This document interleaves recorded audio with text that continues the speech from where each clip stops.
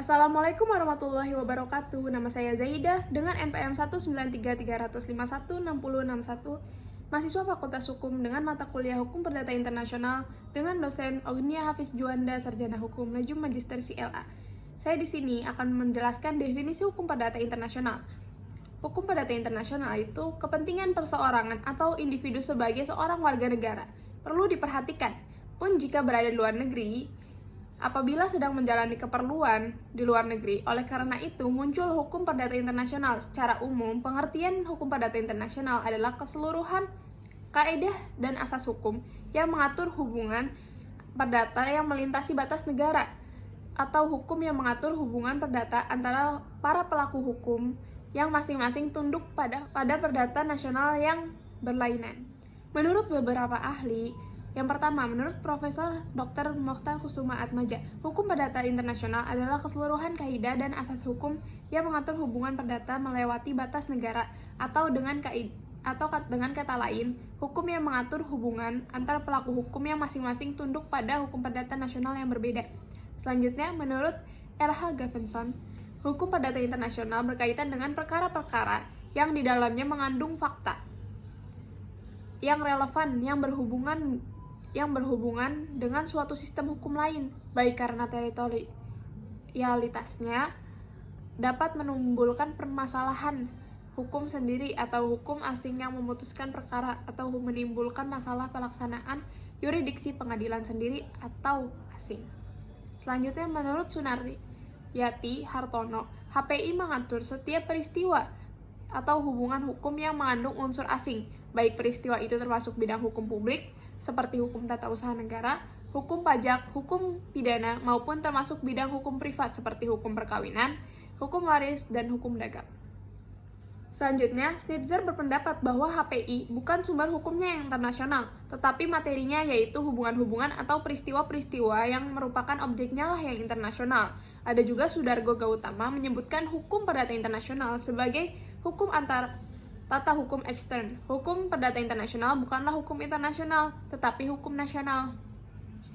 Selanjutnya ada unsur-unsur hukum perdata internasional. Terdapat beberapa unsur di dalamnya, yaitu orangnya yang asing, tempat dilakukannya suatu tindakan, tempat letaknya barang, dan tempat dilaksanakannya perbuatan. Materi hukum perdata internasional.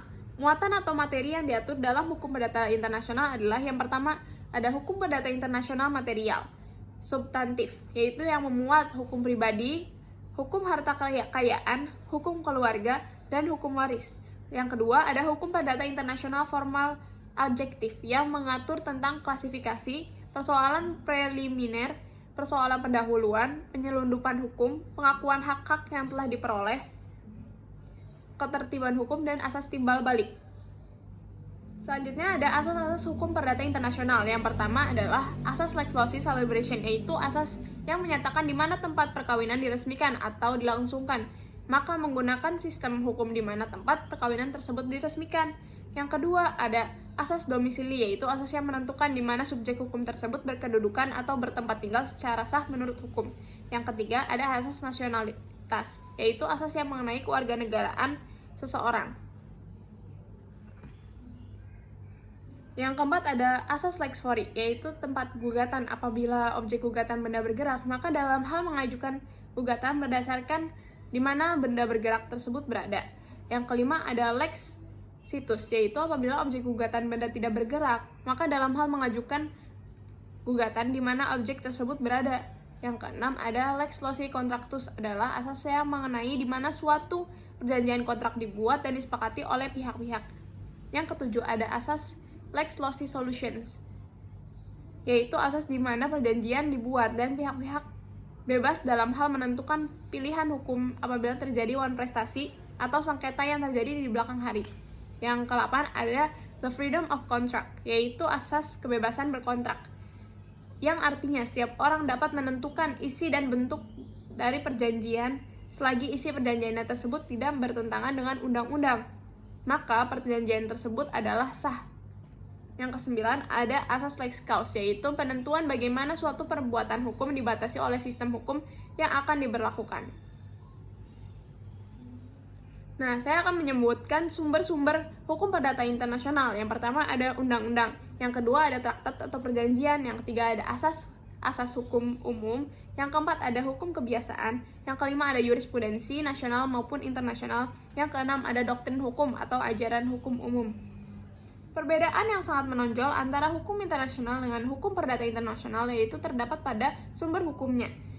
Sesuai pada pasal 38 Piagam Makanan Internasional, yaitu perjanjian internasional, kebiasaan-kebiasaan internasional, asas umum hukum yang diakui bangsa-bangsa beradab, keputusan hakim atau jurisprudensi, dan doktrin. Sedangkan HPI menggunakan sumber hukum nasional negara yang dipilih untuk menyelesaikan permasalahan. Selanjutnya ada titik pertalian primer. Titik pertalian primer yaitu merupakan unsur-unsur yang menunjukkan bahwa suatu peristiwa hukum merupakan peristiwa hukum perdata internasional dan bukan suatu peristiwa hukum internasional. Oleh sebab itu, titik-titik taut primer juga dinamakan titik taut pembeda atau point of contact, atau secara singkat adalah faktor-faktor atau keadaan-keadaan atau sekumpulan fakta yang melahirkan atau menciptakan hubungan HPI yang tergolong titik taut primer, yaitu pertama ada kewarganegaraan. Contohnya, seorang pria berkebangsaan Indonesia menikah dengan seorang wanita berkebangsaan Singapura. Ada domisili. Faktor perbedaan domisili, subjek hukum yang melakukan suatu hubungan hukum dapat pula menimbulkan suatu hubungan hukum yang memiliki unsur HPI. Misalnya, Caroline, warga negara Inggris, yang berdomisili di Colorado, USA, menikah dengan John Denver, yang juga warga negara Inggris, tapi berdomisili di London, yang melahirkan hubungan hukum HPI. Selanjutnya ada tempat kediaman.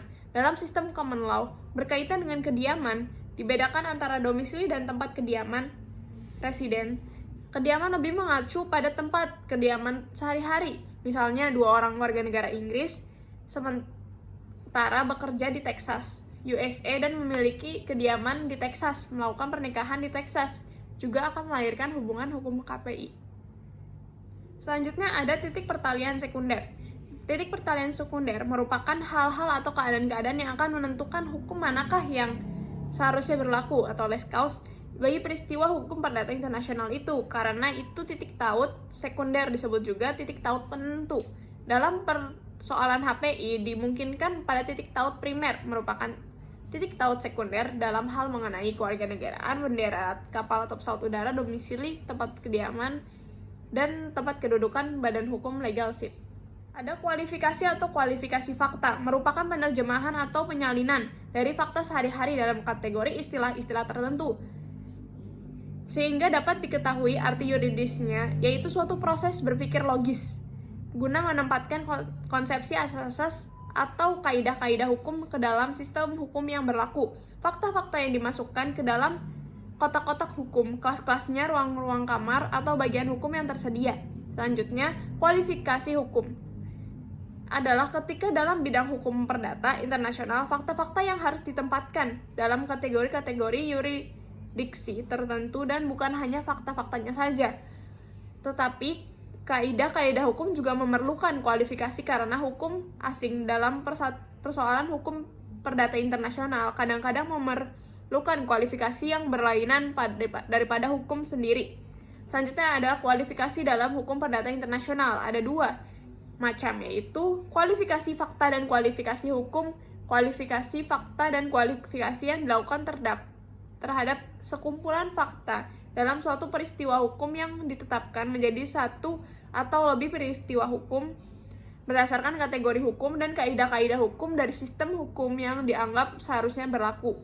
Atau kegiatan mengkualifikasikan sekumpulan fakta suatu perkara HPI ke dalam kategori yang ada, sedangkan kualifikasi hukum yaitu penggolongan atau pembagian seluruh kaidah hukum ke dalam pengelompokan pembedakan kategori hukum tertentu yang telah ditetapkan sebelumnya, atau mengkualifikasikan fakta ke dalam kaidah-kaidah atau ketentuan-ketentuan hukum yang seharusnya berlaku atau lex cause.